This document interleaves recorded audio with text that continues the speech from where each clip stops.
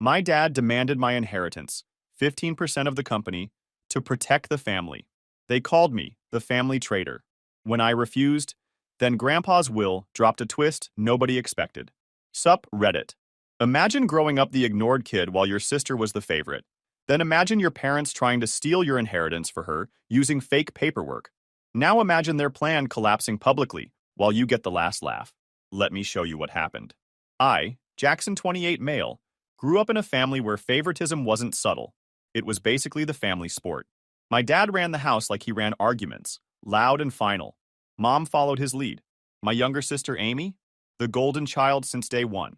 Me, I learned early on that if I wanted anything, I had to figure it out myself. Some families fight over vacations, or whose turn it is to do dishes. Mine? We fight over inheritance, board seats, and who gets to play king. Amy got the bigger slice of cake because she's the baby. The bigger allowance because dance is expensive. If you ever wonder what entitled, rude, toxic looks like wrapped in one neat family photo, that's us. Grandpa was the only different one. Built his logistics company from one truck into a regional player. Straightforward man. Believed in equal work, equal rewards. When he passed, he left shares of the company split evenly between his kids and grandkids. Fair, simple. Or so I thought. So when I woke up Wednesday morning to an email from my dad, titled Routine Proxy, signed by Thursday noon, I already knew nothing about this was going to be routine. 3 sentences total. It's just paperwork, he wrote. Keeps things smooth. Attached was a PDF called Proxy_Authorization Routine? Right. I opened it on my laptop while eating breakfast. Legal language halfway down basically said, grants all voting rights for shareholder interest to acting executor until further notice. Acting executor equals dad. Shareholder interest equals my 15% of Grandpa's logistics company. I stared at the screen. One signature and I'd hand him control over my vote indefinitely. Not selling my shares, but in a company like this, voting rights decide everything. Dividends, board seats, mergers. Real power. If it was truly harmless, he wouldn't need me blindfolded. Dad's the executor. Acts like it makes him king. My family. Entitled, loud, allergic to logic. Facts bounce off them like rubber bullets. Quick snapshot so you get it. Senior year, I finally made it to regionals in boxing. Been training since I was 15. Early mornings, cold runs, bruised ribs, all of it. Coach said I had a real shot this time. The gym was packed that night. Even the local paper had someone there with a camera. I sent my parents the date 2 weeks before. Mom texted back, "We'll see." Dad didn't answer. Amy had her dance recital the same weekend, but hers was on Saturday afternoon. My fight was Friday night. No overlap. Bell rings, 3 rounds. I win on points. Gold medal, a handshake from the mayor, flash from the cameras. I looked into the stands after the ref raised my hand. Empty seats where they should have been. Afterward, I called home. Mom said they were resting up for Amy's recital tomorrow and didn't want to drive twice in one weekend. Dad told me over speakerphone, boxing isn't a real future. Don't get carried away. Next day at Amy's recital, they had flowers, balloons, the whole cheering section. Photos all over Facebook. Meanwhile, my medal sat in the glove box of my car. That was the pattern.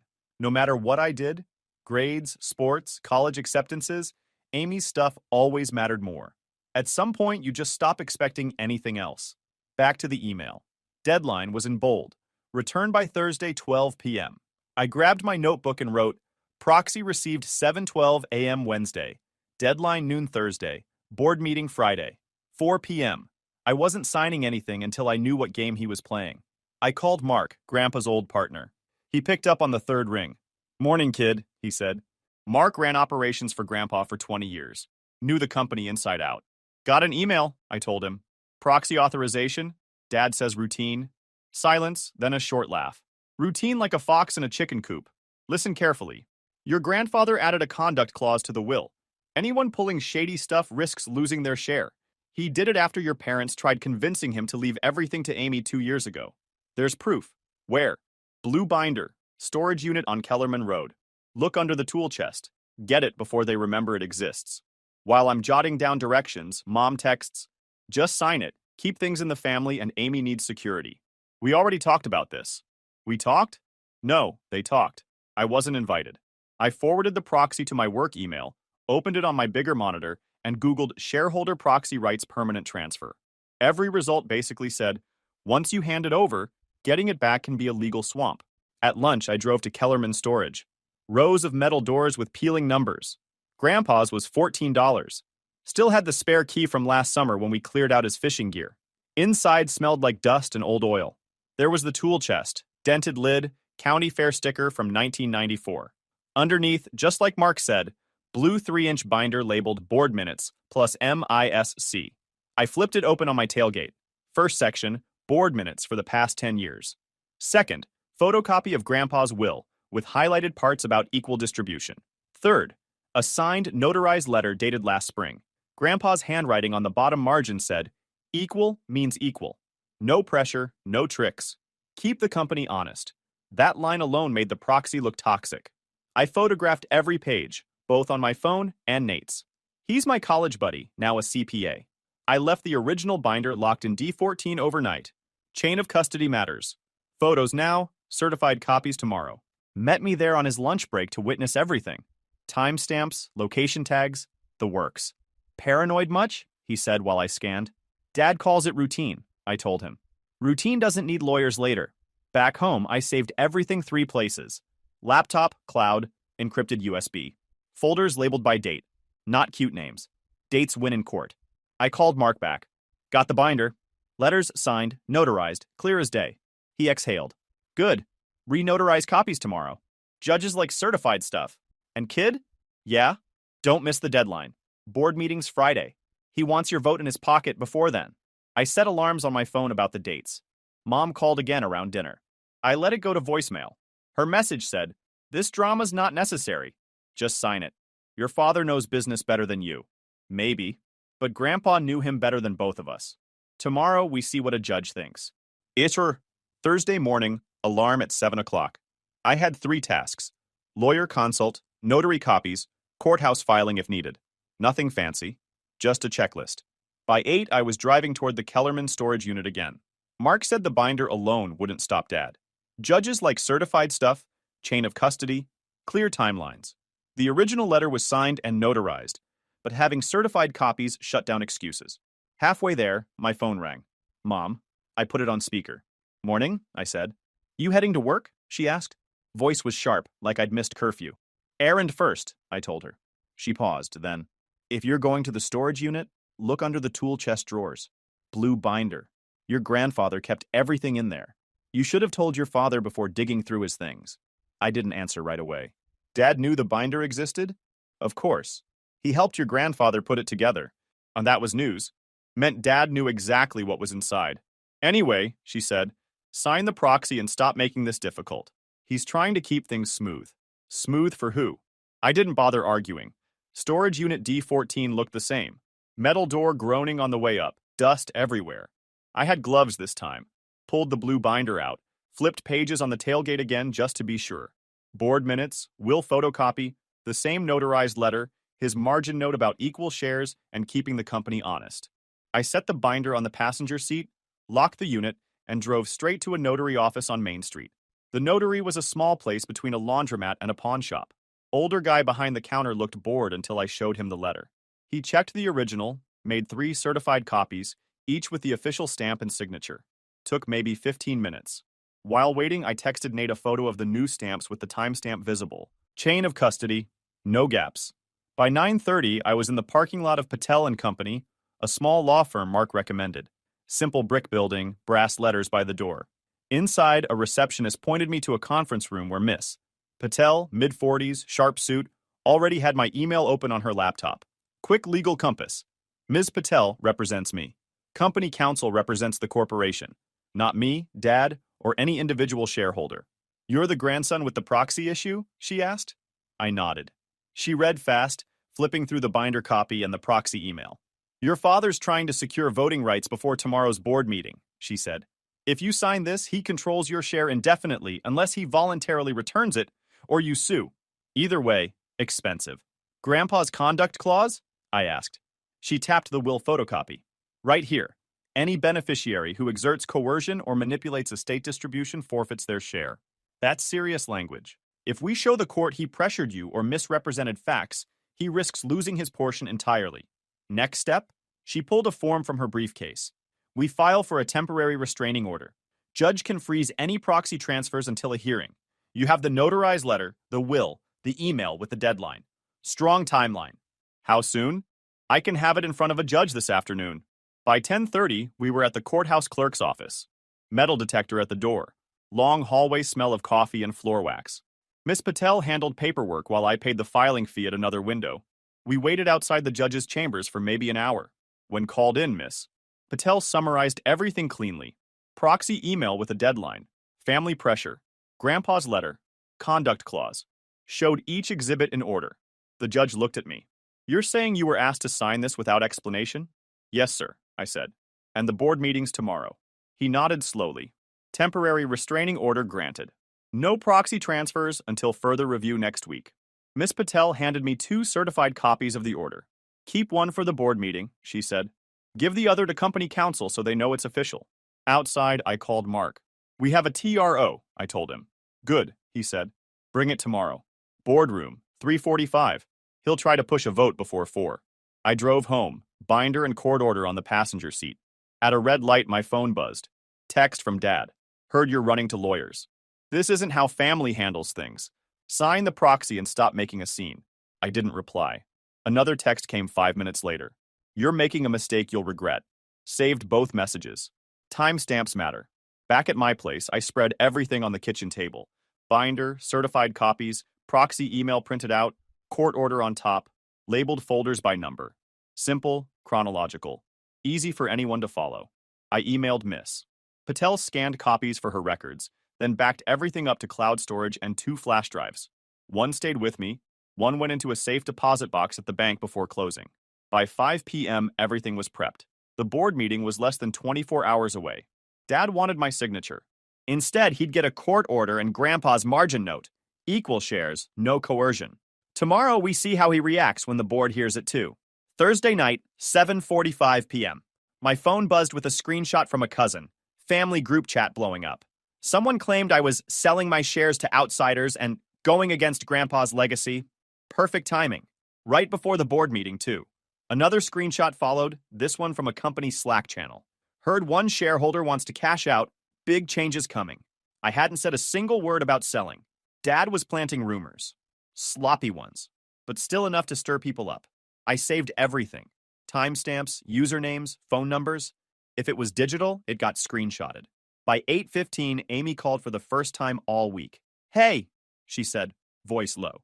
Dad's pacing the house like a general. He keeps saying you're making the family look bad. He told you to call me? I asked. Silence for a moment. Then, he left some papers on the counter. Looked like plans? I took pictures before he came back. Seconds later, my phone buzzed again. Photos of Dad's transition plan. Printed in bullet points. Secure voting proxy from Jackson. Board approval for executor management rights. Extended control until next annual meeting. Authority to handle shareholder negotiations. Clear as day. This wasn't just one vote. He wanted control for the next year, maybe longer. You all right? I asked Amy. She sighed. I'm fine. Just tired of all this. Don't sign anything he hands you, I told her. Not one page. She promised she wouldn't. At 8:40, I emailed the transition plan photos to Ms. Patel. 10 minutes later, she replied, This is good. Shows intent and premeditation. We'll use it if needed. Bring copies to the board meeting. Friday morning, 6:30. I started early. Printed everything. The TRO, Grandpa's letter, will excerpts, proxy email, text from my parents, Slack screenshots, transition plan photos. Labeled A through J, a clean timeline the board could follow. I called Mark. Got the documents, I told him. Good, he said. Your father's been calling directors since last night, trying to stack the room before you get there. What time should I show up? 3:45 sharp. Meeting starts at 4. He'll try to push a vote early. By 9 o'clock, I was at Ms. Patel's office. She spread everything across her conference table, grouping exhibits. Neat stack, she said. They argue emotion. We argue paper.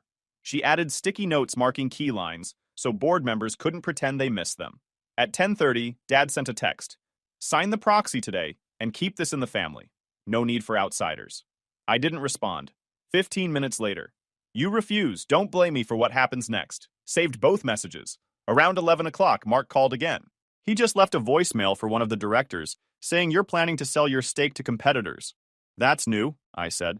Lie travels fast, Mark said. Get here early. Show the board the TRO before he starts spinning. By noon, I was at a print shop making fresh copies of everything. Color prints for Grandpa's letter and the transition plan photo. Bigger font, highlighted sections. I brought originals and large, clear prints. Easy to read in the room. While waiting, I overheard two employees at the next table talking about the rumors. I heard someone's cashing out, one said. Whole company might change hands.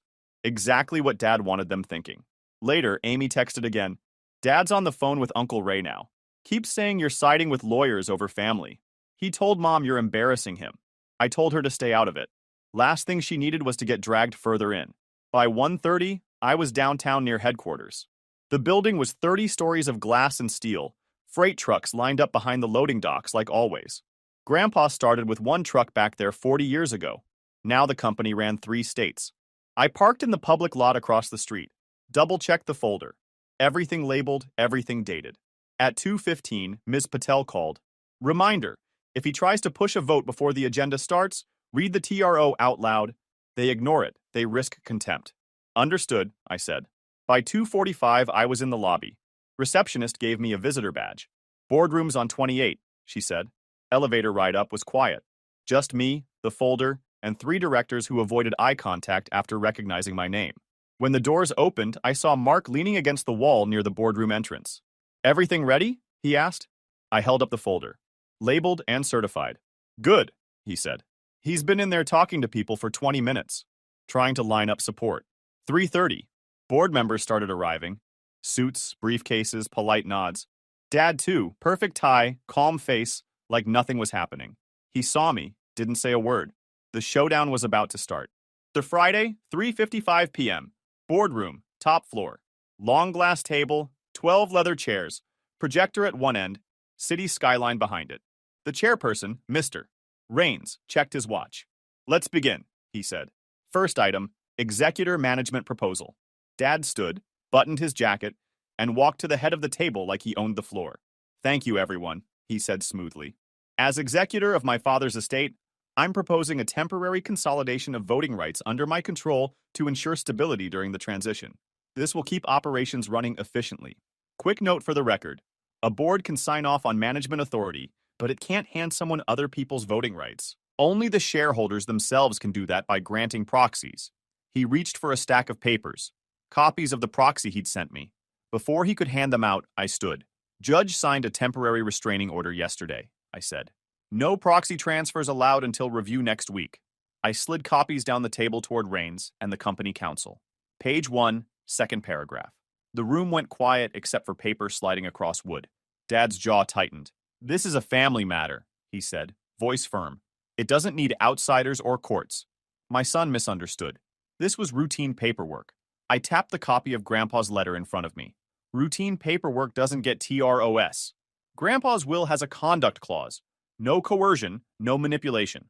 He wrote this himself last spring. Equal means equal. Keep the company honest. Mark backed me up. I was there when he signed it. He said it 3 times that day. Equal shares, no exceptions. Dad switched tactics. My son's twisting words. The company needs steady leadership, not legal games. Some of you heard rumors he's planning to sell his stake. I cut in. Rumors started after you called directors last night. I held up printed screenshots, Slack messages, family group texts, timestamps highlighted. Every message came from numbers tied to you or people you called. Raines looked at Dad. Is that true? Dad spread his hands. People talk. I can't control gossip. I slid another page forward. Amy's photo of his transition plan.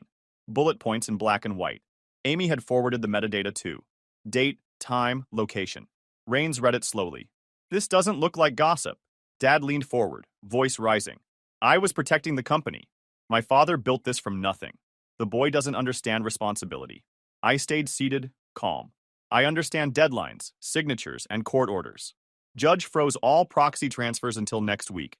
Ignore that, and the company risks contempt. I pointed to the certified copy. His stamps on page 2. Company counsel, a gray-haired man named Lewis, adjusted his glasses. He's correct. A valid TRO binds this board until lifted or modified. And to be clear, the board cannot confer shareholder voting rights. Proxies must be granted individually by the shareholders who hold those shares. Quick pause, fellas. YouTube just dropped this new hype feature. If you're hooked on this story, smash that hype button. It tells YouTube this video deserves to blow up, and it keeps even crazier stories coming your way. Thanks so much for your support. All right, back to the drama. Dad tried again. We can't wait for court bureaucracy while competitors circle us. We need control now. Mark spoke up. Control isn't the same as stability. The company's profitable, contracts locked, management team in place. No emergency exists here except the one you're creating. A director named Harris nodded slowly. If operations run fine as is, why push this proxy today? Dad hesitated just long enough for the question to hang in the air. I laid out the timeline. Proxy email sent Wednesday morning with 48-hour deadline. Rumors started Thursday night after I didn't sign. Transition plan surfaced showing a 1-year control grab. TRO signed Thursday afternoon freezing all transfers. Every step points one direction, I said. This wasn't about efficiency. It was about power. Dad slammed his hand lightly on the table. I was executor for a reason. My father trusted me. Trusted you to follow his will, I said evenly. Not rewrite it. Rains looked between us. The TRO stands. No proxy votes today. Board will not act against a court order. Dad shifted again. Then I move we adjourn until this legal nonsense clears. Before Rains could answer, Harris spoke. Adjourn if you want. But when this comes back, we need full transparency.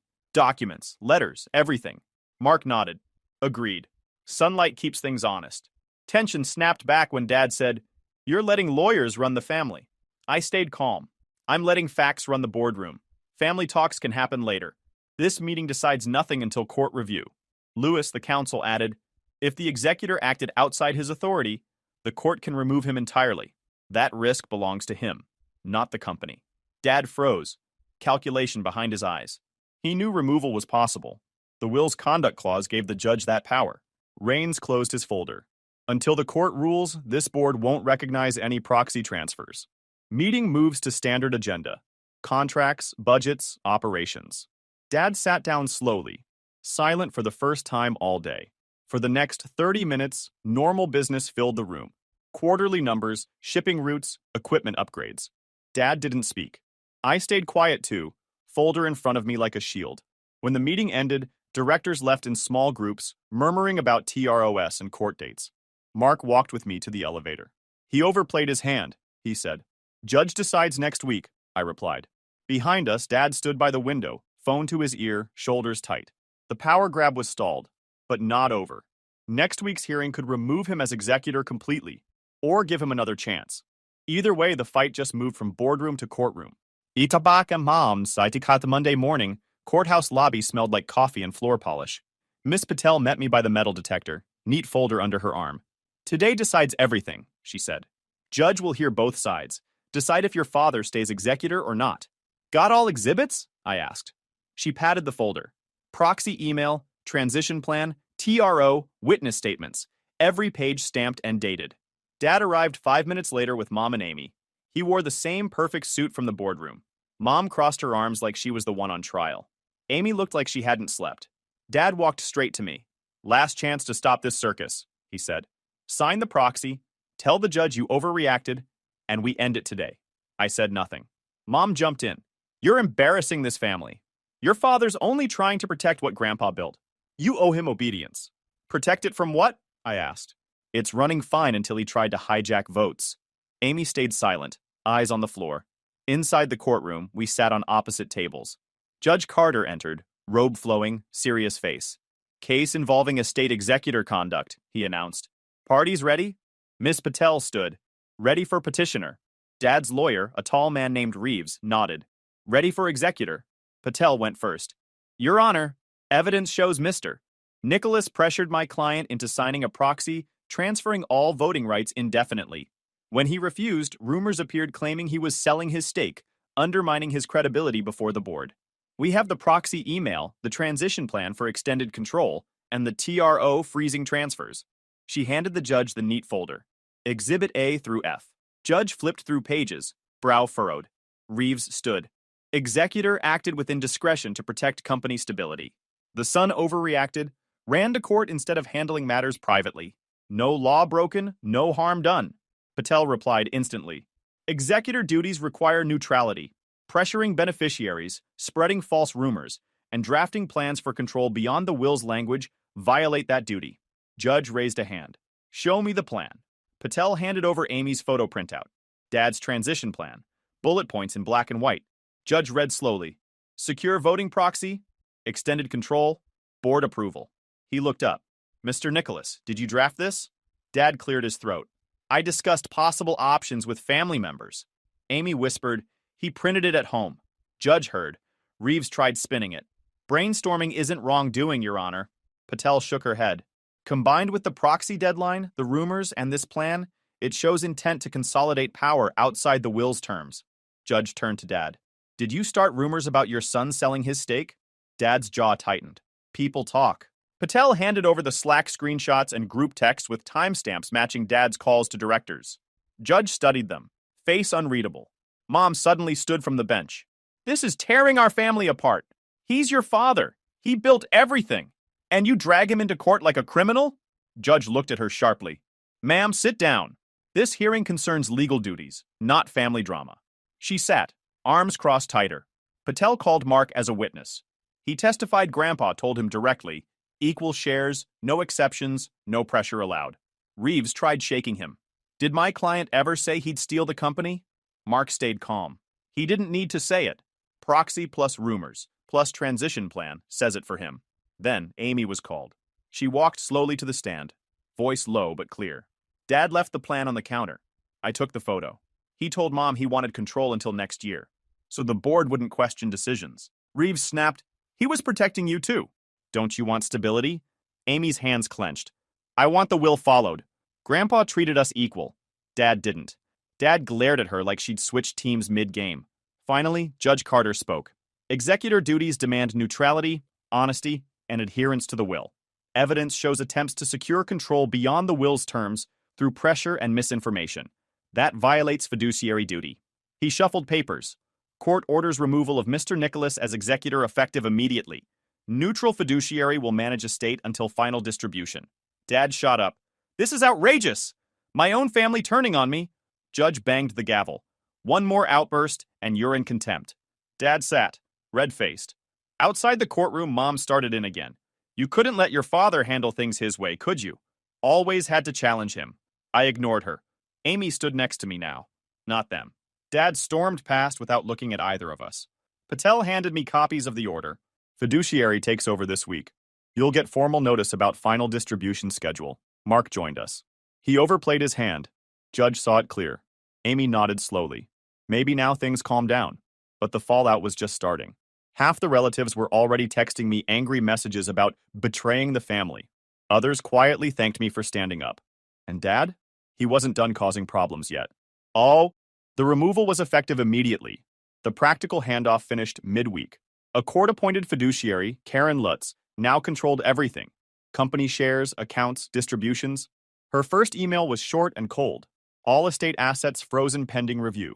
Do not interfere. Full accounting required from all parties. That's when the family lost it. By Thursday, my phone wouldn't stop buzzing. 3 voicemails from Uncle Ray. Uncle Ray. You think you're a hero? Judge doesn't know family history. Your dad built this. You embarrassed him. Disgraceful. Another cousin posted on Facebook. Some people care more about money than blood. Sad. Mom texted the group chat. Your father held this family together. Now strangers run our estate because someone wanted attention. I ignored them all. Karen copied me on an email that same afternoon. Financial records from all prior executors required within 48 hours. Sunday, Dad called a company supplier and followed up by email claiming he was still in charge and could approve new contracts. The supplier checked with the board, who forwarded the email chain to Karen. Monday morning, she filed a notice with the court. The judge issued a written warning. One more violation, and he'd face contempt. That evening, Mom called me. Why are you doing this to your father? He's worried sick about Amy. Just agree to give her part of your share, and we can end this nightmare. The will says equal shares. That's final. Ask Karen. Karen doesn't care about family. We do. Family didn't stop him from rewriting the rules. She hung up without saying goodbye. Amy came by Saturday. She looked tired, but said she wanted to help Karen with records from Grandpa's house, since Mom refused access. They went together with a locksmith Karen hired. Mom stood in the driveway yelling, while the locksmith opened the door under court order. Karen filmed the entire thing for evidence. Inside, they found tax files, old contracts, insurance policies. Karen boxed everything and left a copy of the court order on the kitchen counter before locking up. Meanwhile, Karen's accounting team discovered 2 accounts Dad opened last year under the estate's name but outside normal channels. Total balance, mid-5 figures. Karen froze both. Mom calling me after hearing the news. Your father set those up to handle expenses faster. Now everything's locked because of you. Because he skipped oversight. That's on him, not me. Family dinners turned into battlegrounds, Amy told me later. Uncles shouting that I brought shame by letting a judge control things. Amy finally snapped at them. Maybe if Dad followed the will, none of this would have happened. Don't talk back to me. We stand by family. Then tell Dad to stop fighting court orders. They left angry, slamming doors. Karen met the directors Tuesday, laying out a 4-week estate review timeline with final distribution right after. Dividends would resume under board authority only, no special control for any family member. She also brought in a forensic accountant to audit Dad's transactions. Mom called it insulting, told relatives Karen was wasting money. By Thursday, preliminary findings showed no theft yet, but several undocumented payments, including one to a company owned by Dad's college friend. The judge scheduled a hearing in 2 weeks to review it. Friday, Amy moved into a small apartment near work. Mom accused me in the family group chat of breaking the family apart. Amy finally replied, I left because I'm tired of screaming every night. The chat went silent for hours. Weekend brought more drama. 2 cousins confronted me at the grocery store, accusing me of taking Dad's legacy.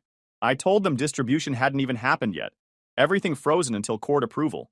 They said Dad told them I was keeping all assets. I forwarded Karen the report. She added it to the interference file. Monday morning, Dad tried one more move, filed a petition claiming Karen's fees were draining the estate and demanding her removal. Judge denied it the same day, citing his previous violations and the need for neutral oversight. By now, even some relatives who defended him earlier stopped calling. The constant fights, failed petitions, and warnings from the court were wearing thin. Through all this, the company kept running normally. Contracts renewed, payroll met, shipments on time. Directors privately told Karen they appreciated the calm after months of chaos. She scheduled the final distribution meeting for 4 weeks out. Equal shares to all grandkids and children as the will required. No modifications. No side deals. Dad didn't attend the next board session. For the first time since Grandpa's death, the room felt like a business meeting again, not a battlefield. But I knew the final distribution day would bring its own storm. Our distribution day came 4 weeks later in a downtown law office. Neutral ground. Karen sat at the head of a long table stacked with envelopes. Final shares, dividends, titles. Court order behind every piece of paper. I arrived first.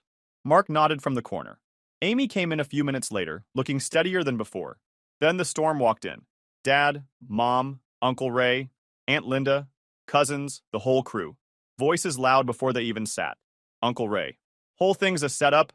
Family cut out of its own legacy. They glared at me like I'd robbed them at gunpoint. Karen started without raising her voice. Each envelope holds your distribution per the will. Equal shares, transfers file today after signatures. Dad leaned back, smirking. So after decades building this company, I get the same as kids who never lifted a finger?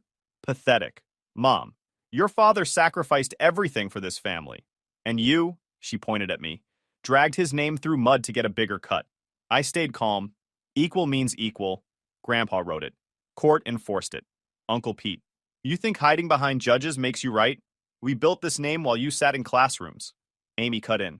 And while Dad tried stealing control behind everyone's back. That hit like glass shattering. Dad slammed the table. Control? I kept this family from falling apart while he lawyered up over scraps. He glanced at Amy like the company existed just to keep her comfortable, as if my role was just funding her next bailout, while he called it protecting the family. Karen slid documents forward. Not scraps. Verified assets, divided per the will. No one gets more, no one gets less. Cousin Mike. This is robbery. He turns the board against us, gets Dad kicked out, now plays innocent. I finally looked at him. Board saw the plan.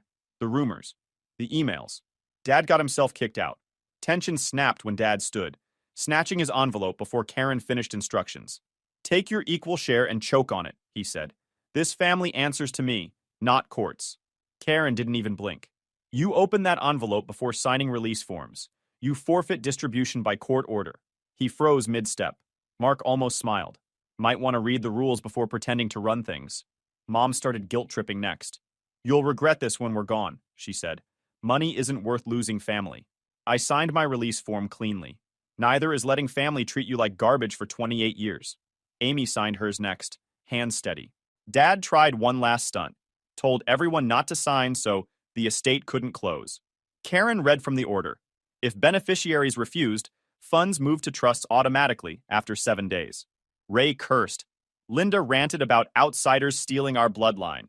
Pete said Grandpa would have left it all to Dad if lawyers stayed out. Amy snapped. Grandpa added the conduct clause because he knew you'd act like this. She didn't even have to say what everyone knew. That Grandpa saw the favoritism years ago and left those words in black and white because he knew Dad would twist everything for Amy if given the chance. Silence for half a second. Then more shouting, overlapping voices, accusations bouncing around the table. Karen spoke over all of it. Sign or don't. The court doesn't care about tantrums. One by one, they signed. Even Dad, scowling like the pen weighed 50 pounds. When the last signature dried, Karen stood. Distributions finalized today. Executor removal stands. Estate closes in 30 days. Dad shoved his envelope into his jacket. You happy now? Burned your family for cash? I looked him in the eye. No. I cut out the cancer so the rest of us can breathe. Leaving that room felt like walking out of a cage. Amy walked with me. Mark shook my hand in the lobby. Behind us, voices rose again. Uncles arguing about who should have gotten more. Mom blaming judges. Cousins complaining about lost legacy. Not my problem anymore. Next month, dividends hit my account. I paid off loans, put half into investments, and signed papers launching my own freight tech business with Mark advising. Amy moved into her own place, started photography classes, finally living without their noise. Dad sent one bitter email about betrayal. I archived it without opening. Mom called twice. I let it ring.